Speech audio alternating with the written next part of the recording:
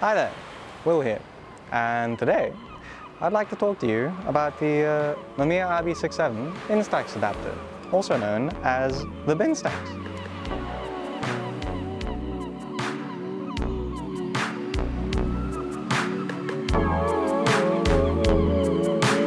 Before we get into that though, I need to amend a statement I made, or at least give some further context on it.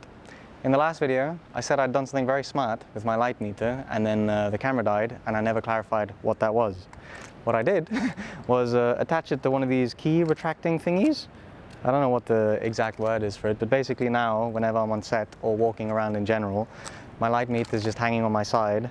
It's probably not the best for its aesthetics, but it works very well.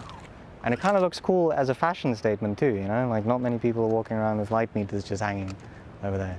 Anyway, on to the Instax. You've likely heard of the predecessor to this nifty little piece of camera equipment, the Instax, which of course was designed for the RZ67, and thus I never used it because I don't have an RZ. But when that came out, I did think to myself that'd be quite the nifty thing to have for the RB. And now here we are. I'll let home Will give you some of the specifications of this lovely piece of equipment, and then you can join me back here and we'll make some photos with it. It's actually a fairly elegant little piece of engineering, the Binstax. At its core, what it is an Instax SQ1 sort of chopped in half, and then with an injection molded fitting on the front that matches the fitting you'd see on the rotating back adapter part for the RB. And it just plonks directly onto where that would fit normally. What this does mean is that it doesn't rotate like the rotating backwards, since the rotating adapter is not part of the equation. However, it's not really a problem since you're composing with a square anyway, so you wouldn't need to rotate. As a result of the fact that it's an Instax square that's essentially been adapted to sit on an RB, it does have a bit of a different look than the traditional RB itself. I'm not sure it's what one would call necessarily aesthetic, but to be dead honest, I don't think anyone has ever thought about calling anything about an RB aesthetic in the past. And I'd like to note that this is the original Mamiya Polaroid back that you could use with FP100C pack film, and it is significantly less aesthetic than this little aftermarket brand new piece. And it's larger, so you're not actually losing anything in terms of the functionality you would have had with an OEM part like the original Mamiya Polaroid back, because it's smaller. I quite like that it looks different to the camera as a whole as well. It sort of makes it very apparent that it's not necessarily an old piece of tech, but rather cutting edge, as it were. In terms of the actual functionality of the unit, it's fully mechanical. So the thing that caught me out when I got it, because there weren't instructions with it, and I got a prototype version, was this battery compartment. So of course, the first thing I did was try and reverse engineer it, thinking I'm so smart, and chuck batteries in it. And then what I assumed would happen, since I knew that the winder had some purpose, was that the batteries would just pop out the dark slide. This was compounded by the fact that for some reason my dark slide in the film on the first pack I put in just didn't want to come out, so I got very frustrated and confused.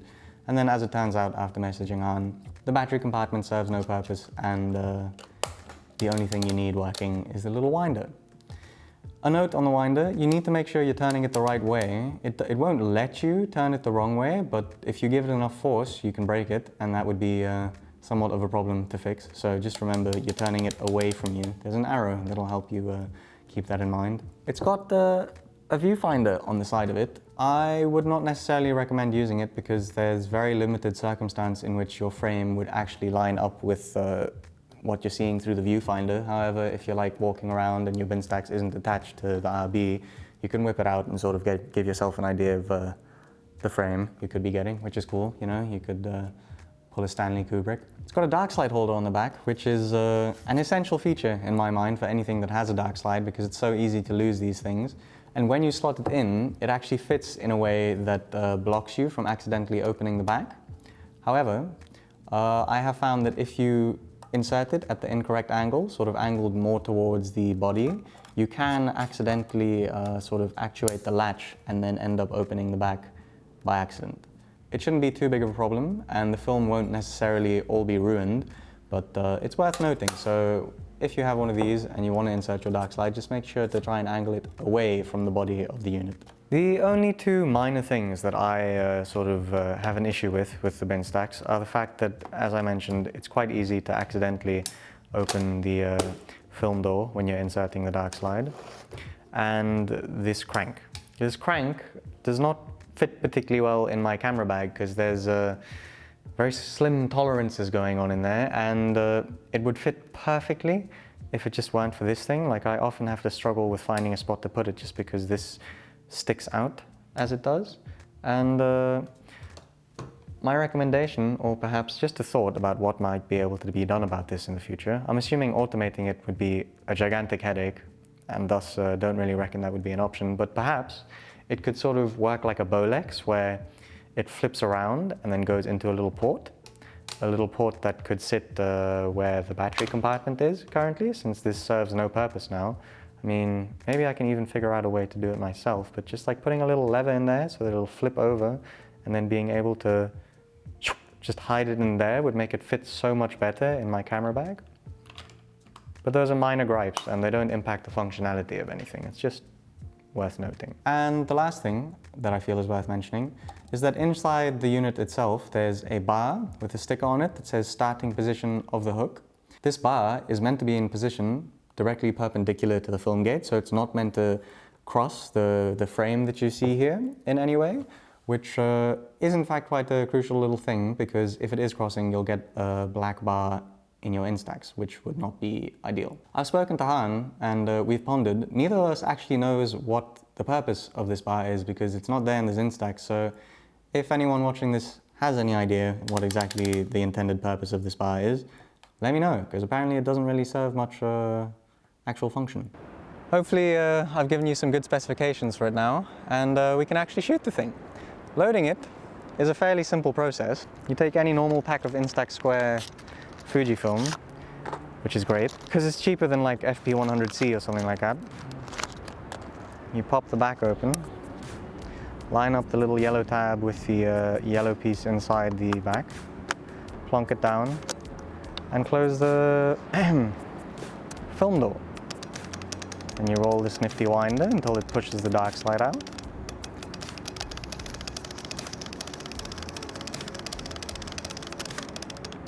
Like so, and we're ready to go. All right, let's go make some photographs with it now.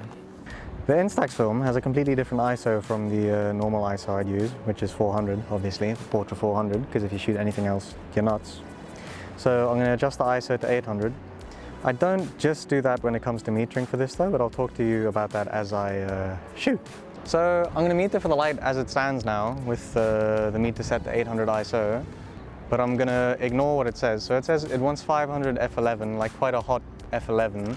I'm gonna do obviously 400, because that's what the setting is on the camera, at f22, just because this film tends to respond better to being underexposed as much as possible, obviously within the realm of reason.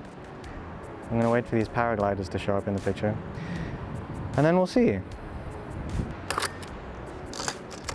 It's not gonna have the paragliders in it.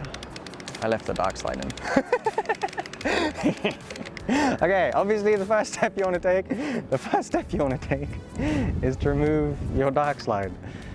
Normally, obviously with the normal RB back, I don't very frequently forget the dark slide anymore, but it seems to be a thing with me that I like to forget the dark slide in the Binstax. We're going to try that again. Same exact meter settings. The paragliders are actually in a better spot now. Take two. We'll give it a moment to develop.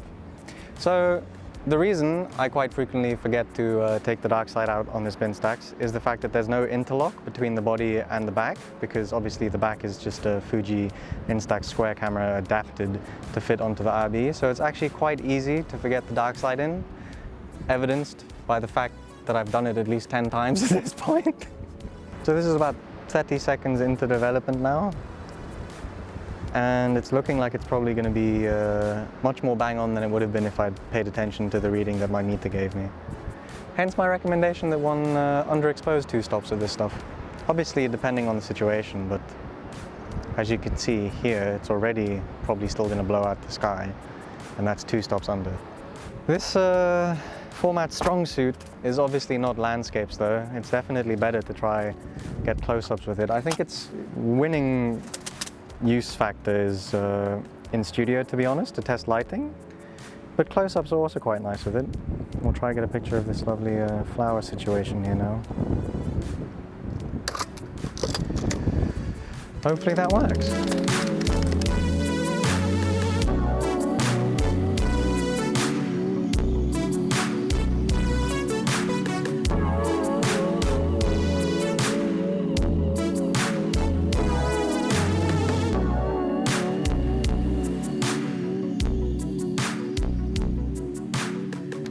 My one wonder with this back is how much effort it would take to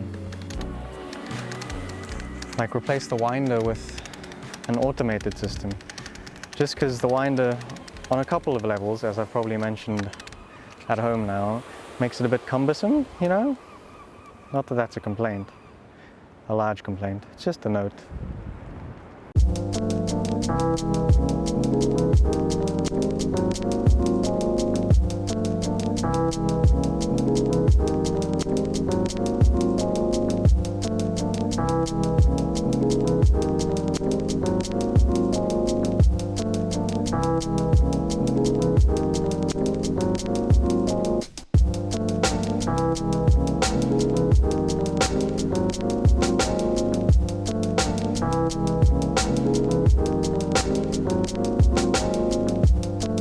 I only underexposed this one to stop now, so we're going to see. We're going to see if my two-stop, one-stop scenario was correct.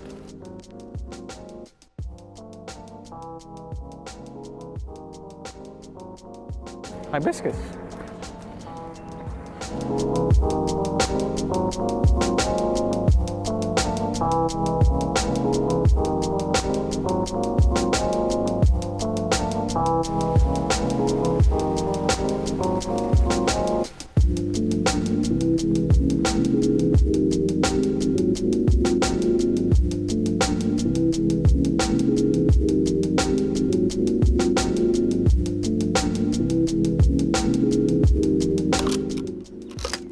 We've come to the old Table Mountain Road now, away from our other top secret location, just to finish off this roll.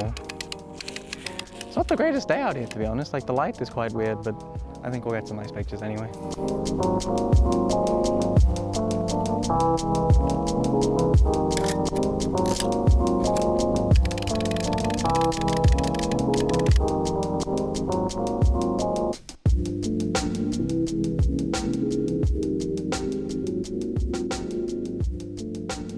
So yeah, it's a pretty cool little thing. I really enjoy shooting it, to be honest. It's really good for photographs that you wouldn't necessarily make with actual film, but would still like to memorialize. I'm going to show you a whole bunch of snaps from the past few months that I made with the prototype version of this, which the folks over at Binstax, or Instax, his name is Han Chen, were kind enough to send me. And we can refer back to World at Home now. It's honestly a really fun little addition to the RB, and if I were to be in a position where I didn't own one and were watching a video such as this, I would definitely purchase one because it adds to the experience in a way, you know? An RB is a very sort of stiff camera that you can't necessarily use in low light a lot, and that you don't want to just be happy-clappy with making pictures with because medium format film is expensive. However, if you get one of these adapters, you get the benefit of A, having Instax pictures that look so nice that people are like, whoa, what Instax camera did you take this with? And you could be like, well, actually, I have an adapter. And one of the other big benefits I found with it were that it basically turns the RB into a camera that you can use at lower shutter settings, which is not something I'd ever recommend doing with the RB with like actual roll film in it. However, because of the Instax being so small and, you know, innately not very detailed when it comes down to close focus on it, you can afford to use the lower shutter settings on an RB, which basically opens you up to making a whole lot more pictures that you wouldn't be able to make without a tripod, which I'm a large fan of. I've been using it for like 8 months now, pretty much, and the main usage for me was on set, just making Instax pictures for people and handing them out, because, you know, it's always good to network on set. And it's absolutely stellar for that, and I reckon just being able to make photos of people that you know or don't know and just hand them out to them with an RB and giving that quality to an Instax is an immense benefit. Now, I'd just like to thank a few people and perhaps offer a bit of an explanation as to where I've been all this time. We'll start with the explanation. Basically, after I uploaded my last video, when I said I'd ideally be trying to put things out every 2 weeks, I got a really bad flu, and it kind of knocked me back to step 0 of my chemo recovery, and I decided that my initial recovery phase was mostly focused on being able to make stuff again, and I just didn't have the mental capacity to sort of try and refocus myself once more, having gone through all of that time building up my energy so that I could make things to try do that again. So instead, I focused it on sort of just being active in ways that one might normally do. So as part of that, Maya and I, as you might have noticed, ended up moving for a variety of reasons. And moving house afforded me an opportunity to sort of build my strength back up. And then once we moved in here, there were and are a lot of sort of handyman things to do around, and I've been doing that, and that helped me out. But basically, I've just been sort of trying to get back to normal health. And a big part of me allowing myself to do that was the last video I uploaded. A lot of people pointed out that if I needed to take more time, I could. And I really appreciate anyone who said something along those lines, because it took a lot of the pressure off of me of sort of feeling like I need to be making things. I also need to give a massive thank you to everyone that bought my cancer diary, the little ebook I put out, because obviously getting sick directly after I put that video out sort of threw me down the rabbit hole of not having an income again, and it really helped out. And of course, anyone that's been buying prints and that sort of thing. Basically, just thank you to everyone who supported me, either by watching things, because people are still going back and watching things, I see, and all the other support in whatever other way. It does not go unnoticed, and I am immensely appreciative of it. And with regards to this video specifically, a massive thank you to Han for sending me these. He sent me the original prototype, which I don't think there are many of floating around out there in the world, which as it turned out had an issue with light leaks because of it being white, where it connects to the camera body. So then he went the Binstax route, which I'm told has a black piece, which obviously helps with sort of counteracting any light leak issues. And this is what the Binstax will look like now. Less monotone, less light leak. Thanks, Han. You've made something really amazing, and I really hope a lot of people buy it, because it's worth owning if you own an RB, in my eyes. And a big thank you to David for helping me film this. You may have noticed that things felt a bit more fluid and active in the filming department. That's because David and I went on this excursion and made this video. Hopefully you'll get to see more of him in the future. Anyway, as always, an immense thank you to the members of my Buy Me a Coffee. There are a fair few more of you now that getting the book cheaper was an option to become a member, and it helps out in ways I can't express. And last, but most certainly not least, an immense thank you to you for watching this, because I don't know, part of the YouTube game is being frequent and regular, and I've been anything but, and I cannot guarantee that I will be going forward, because I still need to work some things out, but thank you for being around. I really hope you enjoyed this, and as always, it's an honor to be able to put things out for you. I'll see you soon.